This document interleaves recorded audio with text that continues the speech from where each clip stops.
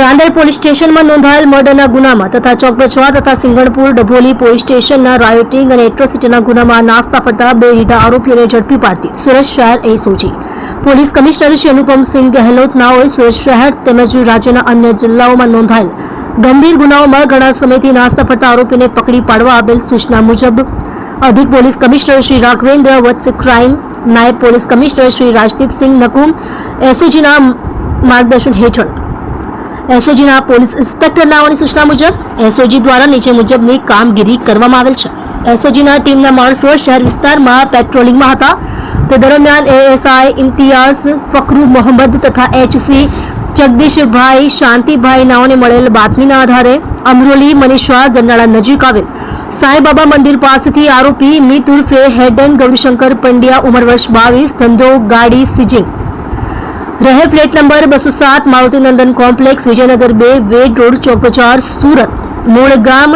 ભગતના મુવાડા તાલુકો ખાનપુર જિલ્લો મહીસાગર આદિત્ય ઉર્ફે આદિ ગણેશ પ્રસાદ ઉંમર વર્ષ 21 રહે 406 જય રામાપીર એપાર્ટમેન્ટ પ્રાણનાથ હોસ્પિટલની પાછળ વેડ રોડ ચોક બજાર સુરત મૂળ શ્યામ સિનેમા રોડ શાકભાજી માર્કેટની બાજુમાં ગોપાલગંજ જિલ્લો ગોપાલગંજ તેઓને ઝડપી પાડવામાં આવેલ છે. મજકૂર આરોપીઓની પૂછપરછ કરતા હકીકત જણાઈ આવેલ છે કે ગઈ તારીખ 13/8/2024ના રોજ પોતે તેમના બીજા મિત્રો સાથે રાંદેર વિસ્તારમાં અલગ અલગ મોટરસાયકલ ઉપર ફરવા નીકળેલા ત્યારે રૂપાલી સિનેમા પાસે રોડ ઉપર આ કામે મરણ જનાર તથા તેના મિત્ર મોપેડ ઉપર જતા હતા અને તેમની સાથે ગાડી સરખી રીતે ચલાવવા બાબતે બોલાચાલી થયેલ અને તે બંનેને બધાએ ભેગા મળી માર મારી તેની ઉપર ચપ્પુ વડે હુમલો કરેલ અને તે હુમલામાં મરણ જનારને વધારે ગંભીર ઈજા થયેલ અને તે સારવાર દરમિયાન મરણ ગયેલ હોવાની હકીકત જણાવેલ હતી. આ ઉપરાંત આરોપી મિત ઉર્ફે હેડન ચોક બજાર પોલીસ સ્ટેશન હદમાં બનેલ રાયોટિંગ અને એટ્રોસિટી એક્ટ મુજબના ગુનામાં નાસ્તો ફરતો હોય તેમજ આરોપી આદિત્ય ઉર્ફે આદિ ગણેશ પ્રસાદ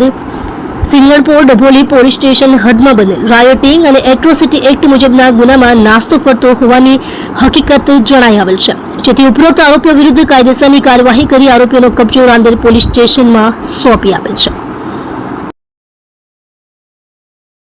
તમે જોઈ રહ્યા છો લોકચક્ર ન્યૂઝ 24 ઇબ્રાહિમ શેખની સાથે.